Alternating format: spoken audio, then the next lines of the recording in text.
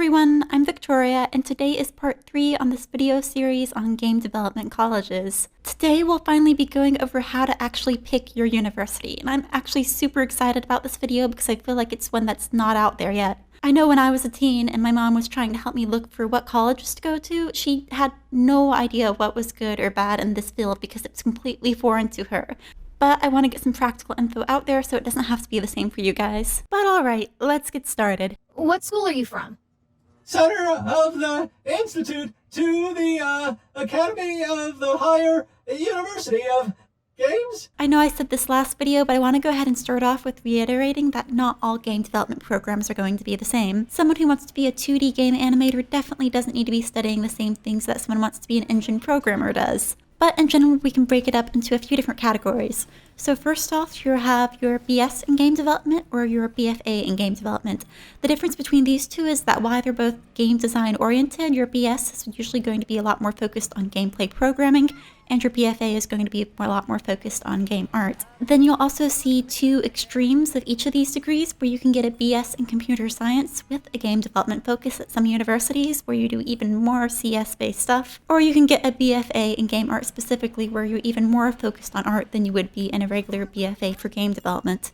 Of these 4 types of degrees, there can be a lot of overlap, but if I were to break it down into percentages of what's in each degree, it would kind of look like this. You'll notice that most of the time your art degrees will have more tech-based stuff than your tech degrees will have art stuff. This is because generally you can make functional video games without artists, but it's much tougher to make functional games without programmers. And if you have a particular role in mind, you can even go more specific with your degree. Say you want to be a game animator, well then your best bet may be a BFA in animation, with maybe a few classes working in a game engine on the side. If you want to be a concept artist or an illustrator, then maybe your best bet might be a BFA in illustration. Of course, these are all just very general statements and not all programs are going to fit these ratios. The best way to figure out what's going to be in your degree is of course always going to be to just look at the courses that are in it. Because this major is still fairly new and it's not as standardized as some older degrees, a BS in game development at one school could potentially look completely different from a BS in game development at another. And if you don't have an exact role or direction you want to go in yet, other than just, I want to work in games, try a few things and just narrow it down to more of a generalized direction, like, I want to do something related to 2D art in games, or I want to do something related to programming in games. I'll soon be doing a tutorial on how to go and try these things out and start making games yourself and trying on different hats before you get into school. You know, so you don't sit through 3 computer science classes before you realize you picked the completely wrong major. So the first step in picking your university, now that we have all of that out of the way, is to just get a really big list of universities you might consider going to. Just add whatever you had in mind, whatever you find off Google, whatever your high school counselor or whoever suggested, and add them all to one big list. The first thing you're going to want to do is to go to each game development program, see what courses are listed there, and then check, okay, is this program actually what I thought it was? Just get a general idea of what's in each. But chances are your list of potential schools is still pretty big. Luckily, I have a list of red flags you can look for in game development schools. That will hopefully help narrow that down some. Because unfortunately, some schools are in fact pretty crappy, but we're going to filter through those. Compress 4 years of study into 4 days and prepare for your new career as a game designer. Huh. Wow, that sounds great. Red flag number 1. This is the absolute worst thing that you can see in a game development program. Game development schools that don't actually require you to make games. Yes, seriously, this is a thing.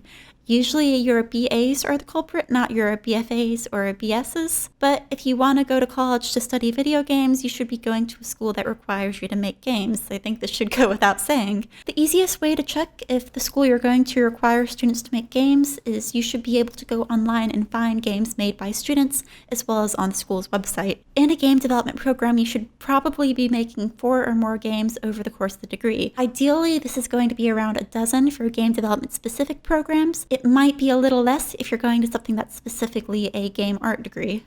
And red flag number 2, this one is also pretty bad. Never consider an art school with no student work or crappy student work on their website. Because remember, the student work that schools are putting on their websites is their absolute best. If even their best is not a professional quality, don't go there. That degree is not worth your time.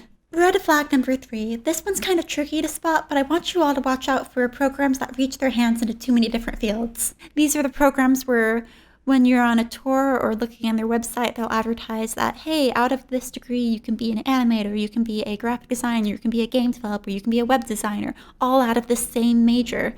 Because why be good at 2 things when you can be bad at 12 different things all crammed into 1 degree? Yeah.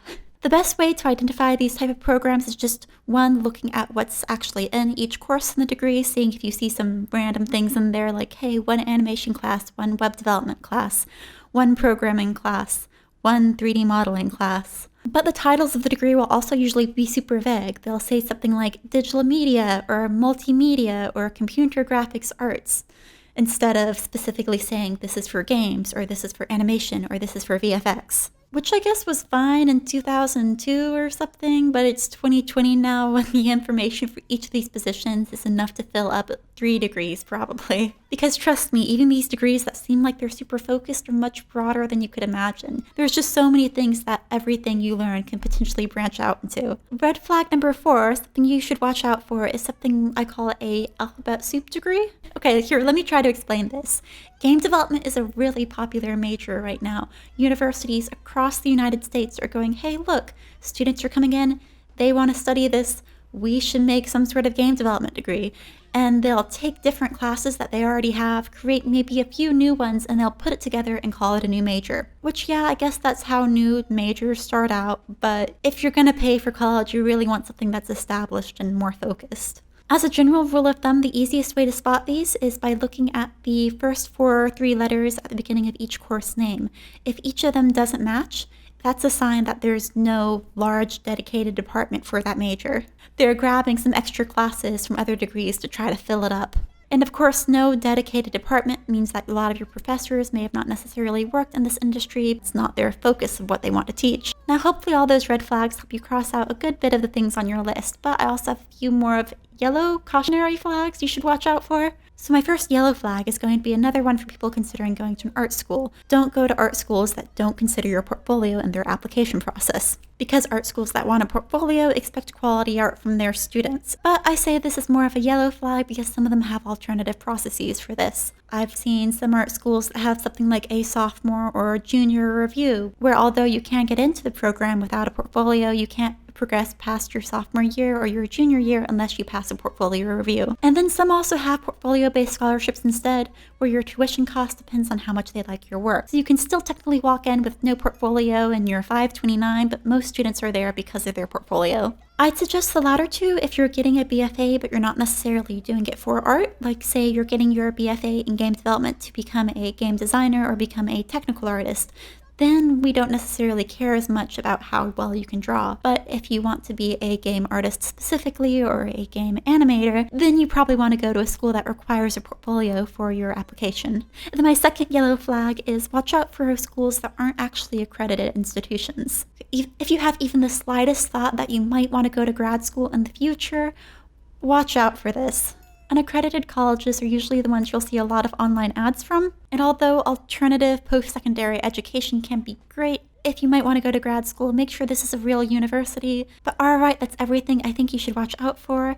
If you went and checked every school on your list with all of these criteria, your list is probably much shorter now. Your next step is to just go through your list, add in whatever other criteria you want to narrow it down. But after all this, you should have a narrow list of schools to compare. Now with your smaller list, I want you to take all of them and put them in the column of a spreadsheet. Just list out the name of each school and the program you're considering applying for. I have a list of things for you that I think would be a useful grading system in deciding which one is better than the others. In the next column beside where you fill it in each schools, I want you to put the % of professors working in your field. To find this, just go to the staff directory of each school and pick 10 or so professors in your major. Look them up on LinkedIn, find their job history, personal website, whatever. If they're an art professor, they should have a portfolio somewhere. And mainly you just want to check if they've worked in the video game industry and how recent it has been. Count out the number of professors who have relevant work experience and divide it by the total number, then record that percentage in your chart. Add whatever other qualitative notes you want, but I think this should be a pretty good indicator of who that university is hiring. Now, the next thing I want you to look at is what % of credit hours are focused on the skills you actually want to learn. Go through every major course that you would be required to take and figure out which ones are relevant to what you actually want to learn for the job you're trying to get. Once you figure out what % of your courses are going to be focused on what you want to learn, add that percentage to your chart. The next thing to add to your chart is going to be the total cost of your degree for all 4 years. But now this isn't just tuition. You want to take the annual tuition, increase it by 3% each year, and then add that up for the total number of years that you're going to be there. Now the total number of years you're going to be there may be less depending on what classes you potentially exempt or what you could transfer. So make sure to take that into account. You're also going to want to add your living expenses each year for that city specifically. If you're looking at a school in New York City, that's going to be very different cost-wise than going to rural Ohio or something. I'll be going into more detail on how to calculate the total cost of college in my next video on how to make game development universities affordable. But for now, just try the best you can with figuring out the total cost of your entire degree and living expenses for 4 years. The next thing I want you to put in your chart is what alumni think of this program. As much as I hate to say it, schools do try to oversell themselves, but angry alumni probably will not. So for this, go to the school's LinkedIn page, find some alumni and message them, maybe 8 or so people. You may need to create a LinkedIn profile for this. Don't use your parents, that's weird. You'll want to message these alumni saying something like, hey, I'm interested in getting the same degree that you got 3-4 years ago. I wanted to ask you a few questions about the program and hear your thoughts about it.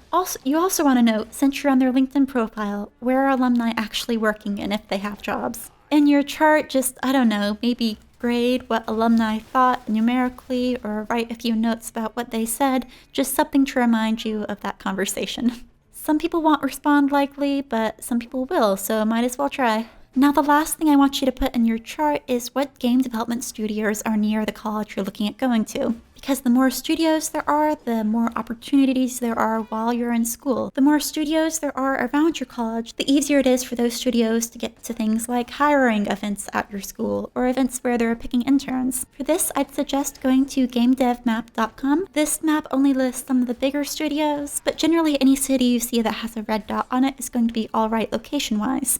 Alright, once you have recorded all of this information and done all of this research, it is time to go on a campus tour. Not in person right now, it's a pandemic, probably an online tour, but that's cheaper anyway, so we'll go with that. And they're just gonna throw a ton of information at you. It's the same info they give to every group. But if you really want to see what they're about, I have a few questions that'll probably help. Questions you can ask on tour that'll give you the information about the school you actually need.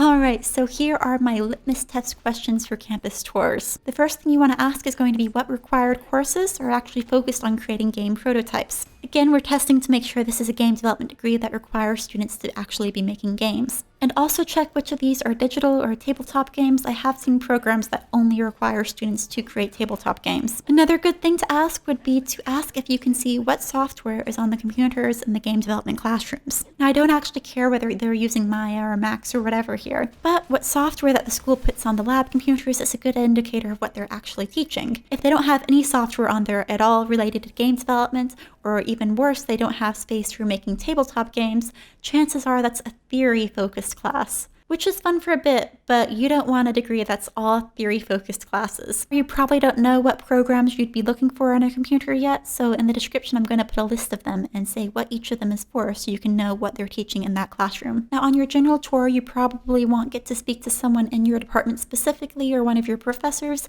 but sometimes you do. If you do get to meet game development faculty, I have 2 questions you'll probably want to ask them. Now the first thing you're going to want to ask them is what game studios are in that area. If you did your research from before, you probably already know the answer to this question, but you're testing whether they do or not. If they can't name at least a few of the studios in the area, that shows that they're probably a little bit disconnected from the industry, which is a bad sign. But on the other hand, if they do start naming some, they may mention a few you hadn't heard of yet, which is great because there's more internship programs to choose from. The second thing I would suggest asking them is what game studio employer visits there have been in the last year. Hint, there should have been more than they can remember. If there were only 1 or 2, that's a bad sign. It shows employers don't want their game development students. But if you have hirers continuously coming into the school, then chances are that school is teaching skills that are practical to this industry. That is all of my campus tour questions though. Hopefully you can get the most out of whatever tour you go on with these. And now finally, once you have done tons of research and compared schools and gone on campus tours, the only thing that is left is to decide which universities you're going to be applying for. And when you're finally down to the point of picking your school, the best thing I could suggest would be to ask for advice. Ask game developers, alumni, family members who went to college, whoever you think could help.